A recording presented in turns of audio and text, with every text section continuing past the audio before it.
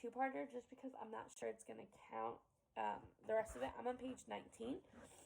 4 years for you to get your undergrad, and then 4 of med school, and then at least 2 years as a resident. 10 more years? Granny, Kayla shook her head. It was clear that she wanted to be someplace real in 10 years, not just starting out. But what now? She must be dead, or she will be soon. That's what happens when a girl gets taken. Maybe her body is already in a shallow mountain grave. Isn't that what they always call it in the paper? A shallow mountain grave? Kayla won't be laughing or humming anymore, and her smell will be of something else.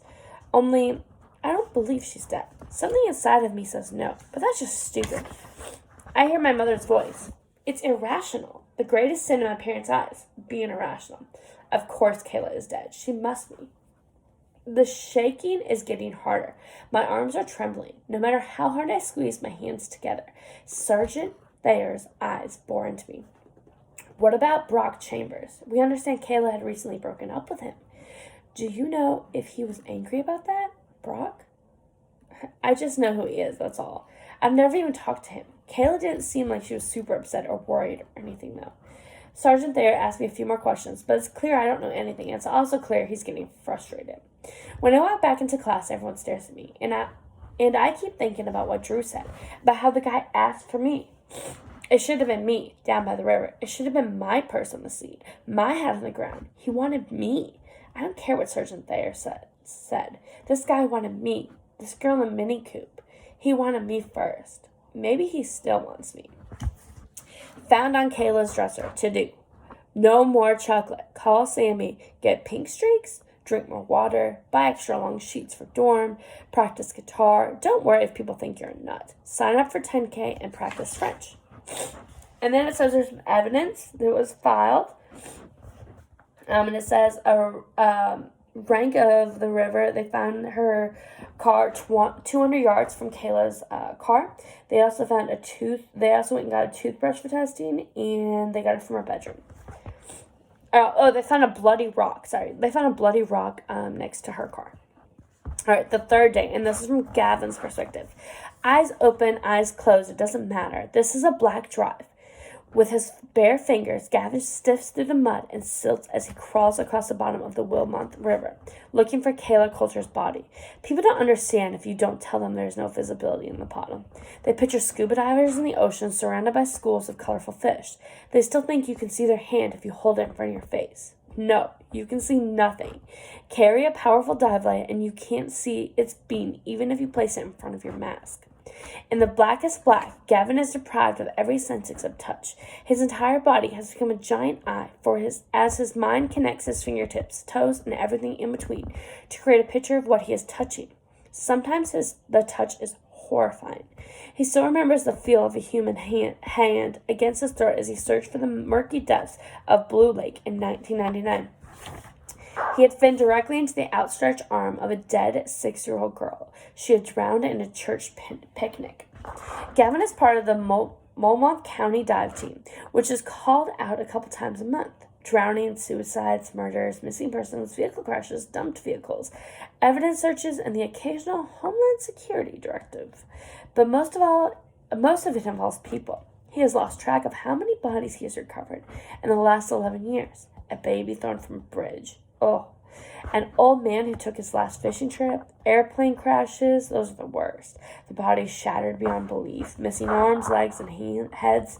And then there are the suicides who jumped from one of Portland's 11 bridges. From 15 stories up, the height of the Fremont Bridge, the water is rock hard. The impact rips off clothes and blasts leg bones into the torso. Sometimes the team looks for evidence instead of people. On his last dive, Gavin used an underwater metal detector to find a chrome 375 I don't know. It's a gun. Handgun. They killed a clerk at the Delightful Donuts. Even with the detector, it took 4 hours. Once he located the gun, Gavin sealed it in a watertight container with a barrel pointing up. The gun stayed in the water until it went to the crime lab, where it was dried and processed. A lot of people think fingertips and gunpowder residue will be washed away by water. But this is a myth, as a man who is now facing murder charges has learned. Right now, pawing the darkness, Gavin doesn't know where the shore is, where he himself is, where he has been, or where he is going. That's why Gavin has Jack, his his tender. Unlike Gavin, Jack can see where Gavin is and where he is going by watching his bubbles, the angle of his line against the shore marks, and how the line moves. Next to Jack, the backup tender is always drawing every move Gavin makes, creating an underwater map showing obstructions and entanglement risk, as well as what areas have been searched. And in an emergency, it will also show Gavin's last known location. Gavin's line is secured to a post driven by the riverbank, and Jack controls him with a series of tugs and jerks. These signals are their only form of communication, orientation, safety. Through the line, Jack can tell him to go up or down, left or right, or ask if he is okay, and Gavin can tell Jack if he is entangled but okay, and okay but needs assistance, or if worse comes to worse, in immediate danger. Some dive teams only have one signal for trouble, which is just asking for trouble, in Gavin's opinion. Jack has adjusted the grip straw so that Gavin can still breathe, but it's tight enough that he feels every twitch. The teeter point is slightly off-center to keep a line from going between his legs. As Gavin's gear is trimmed, nothing tangling. Entanglement is the number one cause of death in this line of work. He has his quick-release pony bottle and shears and wire cutters. Knives might puncture him, so his equipment or the body. Gavin has two jobs: to search for Kayla's body and to maintain a tight line. If he feels slack, it means Jack wants him to go further out. If Jack wants Gavin to come back, he'll reel him back in. Besides the backup tender, there's also a backup diver and a 90% ready driver. Rather than spending all three divers into the water where they would face the same risk of entanglement, entrapment, or just plain fatigue, it's far better to have warm, rested, and ready-to-go divers with full tanks. Gavin pats and paws, his fingers translating what he touches into images: stones, a branch, gravel, mud, an old tire. In other words, nothing. Jack pulls him another 2 feet and he starts over. Dives are exhausting, using up every bit of physical and mental energy. Gavin thinks about the girl they're looking for. He saw her picture in the paper, and he knows they found a bloody rock right near the edge of the river, the bank all torn up. It looks like she shrugged. The attacker hit her, possibly raped her, dumped her in the river, and she died. None of these things necessarily in that order. So what are they looking for in his body? Earlier they had a cadaver dogs out in the boats. They didn't alert to anything. The body could be pushed far downstream and it could be taut on a strainer, brush, or a fallen tree that traps debris while letting the water rush through. If that happened, Gavin hopes the girl was dead long before she reached it.